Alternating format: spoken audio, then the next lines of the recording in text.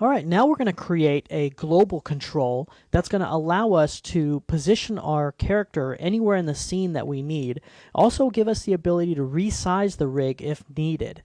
Now, this is going to require a lot of grouping and parent and scale constraining, so nothing that we haven't done. It's just a number of steps involved. Now, after you do this lesson, you've got a workable rig. You're ready to animate that rig.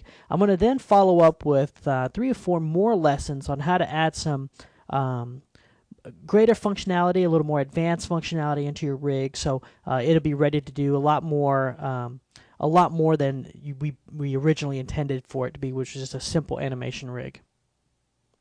All right, let's start off by creating a NURB circle. Okay, and I like to scale this up to be about the size of the character's space, so that's pretty good right there. And I'm going to come over here to the inputs, scroll down to sections, and I'm going to double the sections to 16. The reason I'm doing that is when I right click, I want to have 16 vertices all the way around. So I'm just going to select every other vertice, and I'm going to just reshape this by just doing a little bit of a scale. Okay, I'll just scale these in, just so it's easier to see what I have selected. Okay.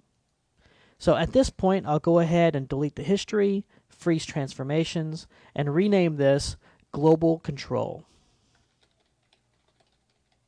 Okay, so now that I've made the global control, let's open up the outliner.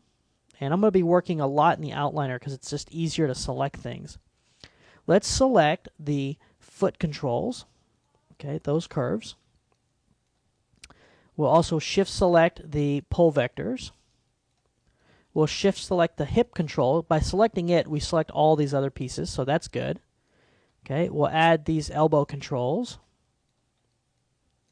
And then we want to go ahead and add the wrist and the arm controls.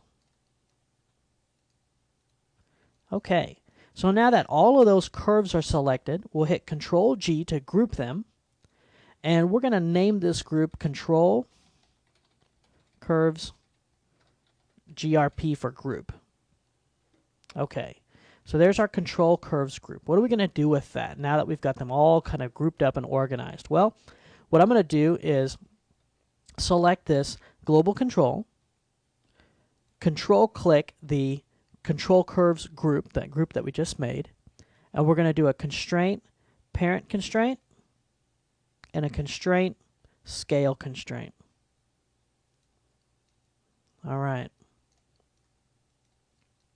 So now I can scale down and my control curves scale. Now my joints are acting funny because my joints aren't being resized. So let's select that root joint right here, okay, that first bone of the spine, and we're going to group it, Control G. Notice the pivot point for the group is always at the origin, and that's what we're looking for, so this is perfect.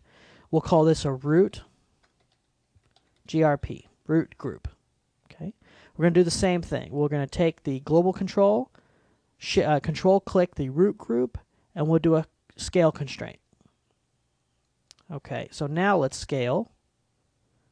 All right, looking pretty good. There's only one more thing we need to do, and that's get all these little IK handles grouped up. So we'll select all those, hit Control G.